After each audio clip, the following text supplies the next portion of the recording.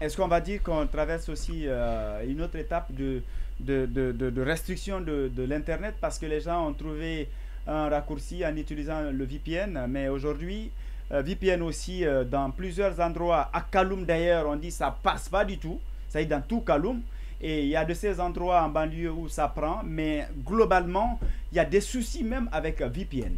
Est-ce qu'il faut s'inquiéter? Bon, je ne sais pas, moi je n'ai pas fait ce constat, mais je note seulement qu'il y a aujourd'hui une déclaration de l'ONU Droits de l'Homme depuis le haut représentant. Non, pas le haut représentant.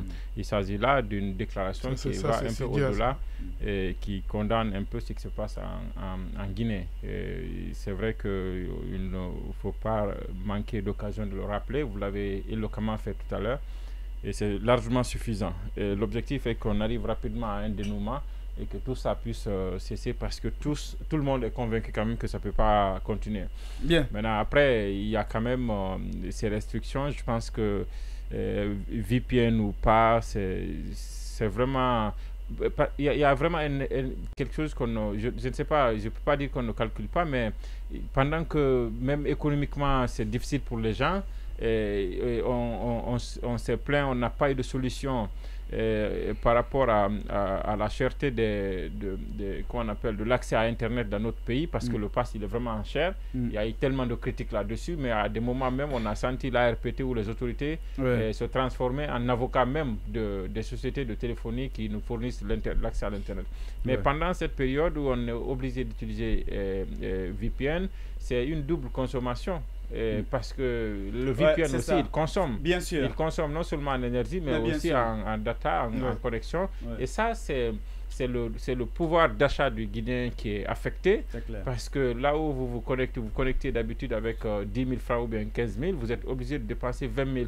C'est des petites choses qu'on ne calcule pas, mais qui réunies ont vraiment un impact sur l'économie, la microéconomie, en tout cas ce qui concerne les poches des personnes. Je pense qu'il faut aller rapidement à sortir de cette situation pour vraiment garantir l'accès libre à l'Internet. En tout cas, beaucoup de réactions par rapport, beaucoup de réactions par rapport à ces restrictions. Ce qu'il faille ajouter certainement, c'est que aujourd'hui, avec le digital, on ne peut pas s'en passer, même l'État, parce que tout est digitalisé. Vous prenez certaines structures étatiques, aujourd'hui même qui sont pénalisés. Ils sont aux arrêts. Oui, aller ça, dans les banques, c'est un peu la même chose.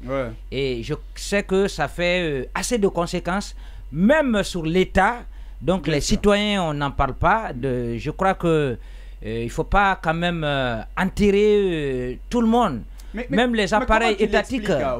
Comment tu l'expliques? Qu'est-ce qui se passe pour qu'on puisse... C'est-à-dire non seulement on sait que l'État lui-même perd beaucoup en procédant ainsi, et c'est que fait souffrir ses partenaires, au-delà aussi, parce que beaucoup d'activités dépendent de ça, il y a des ventes en ligne, il y a des formations en ligne, il y a... Voilà, mais qu'est-ce que l'État a gagné en faisant justement? Comment tu l'expliques? C'est un véritable, il faut dire que c'est un véritable recul, parce que aujourd'hui, il n'y a pas, on ne peut rien faire sans ça. C'est clair. On ne peut rien faire, on a comme l'impression d'être dans le noir, d'être complètement englouti, donc séparé du reste du monde. Quand il n'y a pas Internet aujourd'hui, vous êtes dans le noir parce qu'on vit avec ça, on se réveille avec ça. Ça nous permet de travailler. Nous, entreprises, ça permet à l'État d'être performant. Donc, bypasser tout ça, on a comme l'impression que c'est un peu le retour des anciens démons, c'est-à-dire le retour à l'Antiquité. Bien sûr. À l'Antiquité où vraiment spectaculaire. Voilà, on faisait tout, si vous voulez, de façon manuelle. Aujourd'hui, l'État même accuse véritablement du retard là-dessus. Vous avez même certains ministres, même s'ils ne le disent pas plus haut, mais dans les conversations, ils vous disent qu'eux-mêmes, ils sont fatigués, ils sont pénalisés. Ah bon? Ils peinent, ils peinent vraiment à travailler. Quel ministre, par exemple? On ne va pas citer quand même. Quelqu'un qui disait que ça faisait, c'est pas 2 jours que lui n'a pas parlé, en tout cas si ce n'est pas à peine direct, Oui. sur WhatsApp, comme il a l'habitude de faire les appels vidéo. Ouais, même les appels, c'est sur WhatsApp. Et là également, c'est avec par téléphone. assez de désagréments. Bon, je sais pas ce que tu Je as crois envie de que montrer, ce qui se passe aujourd'hui n'arrange ni l'État, Ouais, ni ni les l'État citoyens. qui est à l'origine de cette restriction. Ça ne l'arrange pas. Ouais. On peut faire certainement le semblant, mais même l'État, ça ne l'arrange pas. L'État perd beaucoup d'argent dans cette restriction. Bien. Alors, vous l'avez sans doute compris. Je pense qu'on va, si vous permettez... Non, mais d'accord, si alors, les vas-y. appareils étatiques Bien, ne d'accord. En tout cas, fonctionnent c'est pas un droit. normalement. On vous a dit que ce n'est pas un Allez-y droit. au Donc, niveau restez du port. derrière ça. Oui, vas-y. Aujourd'hui, le monde fonctionne avec le digital, avec l'Internet. Permettez, oui, on y va, allez-y. J'ai constaté effectivement depuis hier aussi ces difficultés vraiment d'accès au VPN et j'ai lu que d'ailleurs, oui, effectivement, il y a des systèmes que certains États mettent en place pour même restreindre l'accès au VPN. Et je me suis dit, moi je ne suis pas surpris, je me dis tout ça est quand même assez logique maintenant. Moi je pense que vraiment c'est un processus qui est en cours, qui s'est peut-être accéléré, mais en tout cas il y a un processus quand même, on peut voir, de restriction des libertés qui est en cours depuis longtemps, à commencer d'abord par les manifestations et ensuite justement maintenant certains sites, ensuite maintenant certaines radios, ensuite c'est-à-dire on est allé un peu crescendo, maintenant restriction d'internet, maintenant restriction VPN.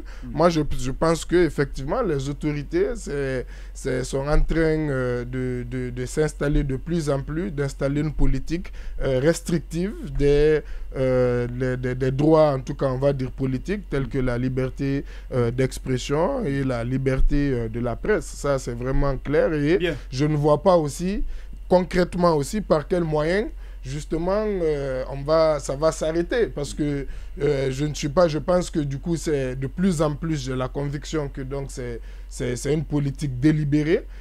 Comme il dit, il y a ces effets sur l'administration, mais les effets commencent à être limités. Certaines administrations par Wi-Fi se sont connectées, même les banques sont connectés par Wi-Fi, parce qu'il y a des retraits qui se font, les banques fonctionnent. Donc ce n'est pas aussi... Donc je pense que l'État même va s'accommoder certainement. Oui, mais souvent il y a des interruptions. Non, je comprends, mais ça c'est... On est dans une période où le système est en train d'être rodé. Vous avez vu, c'est petit à petit. Même le VPN, certainement, on est en train... Voilà, le système est en train d'être rodé. Petit à petit, on va essayer d'épargner les banques, de truquer. Donc, à part un rapport de force, si c'est une politique délibérée et assumée, je ne vois pas comment justement pourrait changer. Pourrait changer. Bien, vous l'avez sans doute compris, vous êtes dans votre émission On Air Politique.